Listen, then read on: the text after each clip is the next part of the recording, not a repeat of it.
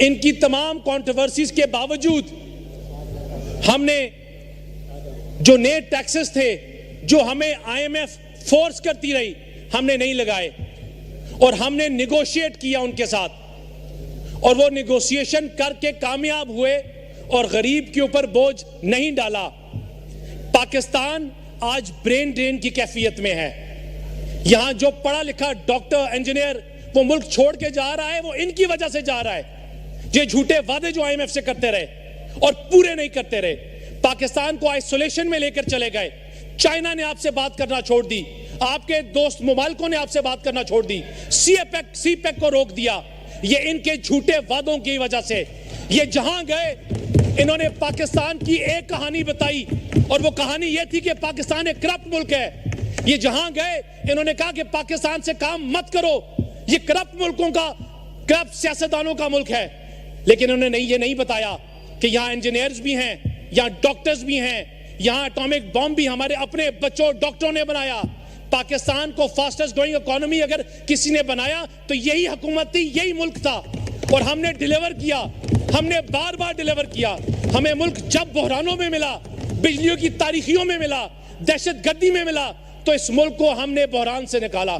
जनाब स्पीकर, आज ये मुल्क फिर बहरान की कैफियत में है और ये चाहे जितना मर्जी रोलें, ये जितनी मर्जी आग लगाएं, ये जितना अपने मुल्क को बदनाम करें, ये मुल्क फिर उठेगा, ये अपने कदमों पे फिर खड़ा होगा और इंशाअल्लाह दोबारा इस रीजन का एशियन टाइगर बनेगा। जनाब स्पीकर, इन तमाम चीजों के बावजूद इस बजट के बाद जो सबसे बड़ा इकोनॉमिक इंडिकेटर था वो आपका स्टॉक मार्केट था। इनकी नफरत के इस तकरीरों के बावजूद आपका स्टॉक मार्केट पाकिस्तान की हाईएस्ट इंडेक्स पे टच किया और यह शो करता है कि पाकिस्तान एक सही सिमत में जा रहा है। इनकी जितनी भी तकरीरें थी वो आप उठा के देख लें, वो सिवाय नफरत के उनमें कुछ नहीं था। वो इसलिए क्योंकि ये वो लोग हैं जिन्होंने अपने बच्चों से लेकर अपनी जमात के छोटे लीडरों से लेकर इन्होंने सबके दिमागों में 9 मई के वाकयात डाले हुए हैं। 9 मई इन्होंने वो जहाज गिराए जिन्होंने इंडिया के 15 जहाजों को गिराया। जिन जहाजों ने इंडिया के जहाजों को आग लगाया, इन्होंने उन जहाजों को आग लगाया। उन शोधाओं के मुजस्मे जलाए जिन्होंने अपनी जानें कुर्बान की थी पाकिस्तान के लिए, इस वतन के लिए। जब इनसे पूछें कि उस 9 मई में इनके बच्चे कहां थे, जब लोगों के बच्चे रोडों पे थे जिनसे हमले करवा रहे थे, इनके बच्चे बर्तानिया में मैकडॉनल्ड्स और स्टारबक्स में बैठ के कॉफियां पी रहे थे। जनाब स्पीकर, जब आईएमएफ के साथ हम बैठकर पाकिस्तान के लिए निगोशिएट कर रहे थे, गरीब के लिए निगोशिएट कर रहे थे, मजदूर के लिए निगोशिएट कर रहे थे, किसान के लिए निगोशिएट कर रहे थे, इनका क्या रोल था? इनका रोल था कि आईएमएफ की बिल्डिंग के बाहर अपने सिपा सलारों की तस्वीरें लगाकर वहां प्रोसेशंस कर रहे थे। ये वहां खड़े होकर कह रहे थे कि पाकिस्तान के मजदूर के साथ आपने खड़ा हुए तो हम आपके साथ नहीं खड़े होंगे।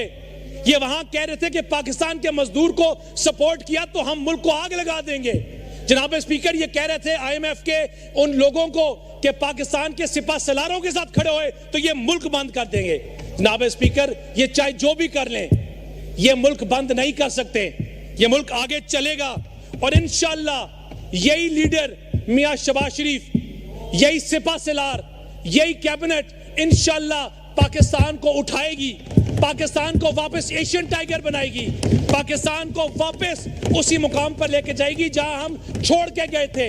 ये चाहे जितनी मर्जी जर्ब लगा लें, ये चाहे जितने मर्जी चाकुओं से हमले कर ले, ये चाहे बेशक बात करें 1971 की शेख मुजीबुर रहमान की वीडियोस लगाएं मुक्ति बानी की वीडियोस, ये जो मर्जी कर ले, लेकिन इस मुल्क ने आगे बढ़ना है क्योंकि इस मुल्क में हमारा लहू शामिल है, उन शोधाओं का लहू शामिल है जिन्होंने पाकिस्तान को यहां तक पहुंचाया। मेरे जनाब स्पीकर, यहां जब इन्होंने तकरीरें की, इन्होंने बैठ के बात की कि रिकंसिलिएशन की। हम तो 2018 के जबरदस्ती के बाद भी, ज्यादती के बाद भी हमने चार्टर ऑफ इकोनॉमी की बात की। हमने कहा मिल बैठ के आओ, मुल्क को आगे चलाएं, इकट्ठे होकर चलाएं। लेकिन तब भी इनके दिल में खोट था और आज भी इनके दिल में खोट है। तब भी ये पाकिस्तान को आगे बढ़ना नहीं देखना चाहते थे, ये आज भी नहीं चाहते। जनाब स्पीकर, ये तब भी 35 पंचर के मफरूजे, ये साइफर उठा के फिरते रहे और आज भी झूठे बहाने बनाते हैं। कभी ये फॉर्म 45 लेके आते हैं तो कभी फॉर्म 47 लेके आते हैं, लेकिन बाय इलेक्शन में पाकिस्तान की आवाम ने बता दिया कि वो उनके साथ नहीं खड़े हैं, वो पाकिस्तान को जलाने वालों के साथ नहीं है, पाकिस्तान को आग लगाने वालों के साथ नहीं है, इस मुल्क को कमजोर करने वालों के साथ नहीं है। और चाहे जितना मर्जी रो ले, ये जितना मर्जी शोर लगा ले, इंशाल्लाह पाकिस्तान आगे बढ़ेगा, पाकिस्तान आगे बेहतर बढ़ेगा, पाकिस्तान आगे जाएगा और हम सब पाकिस्तान के साथ हैं। पाकिस्तान जिंदाबाद। शुक्रिया। मिस इजाबेल जहरी साहबा।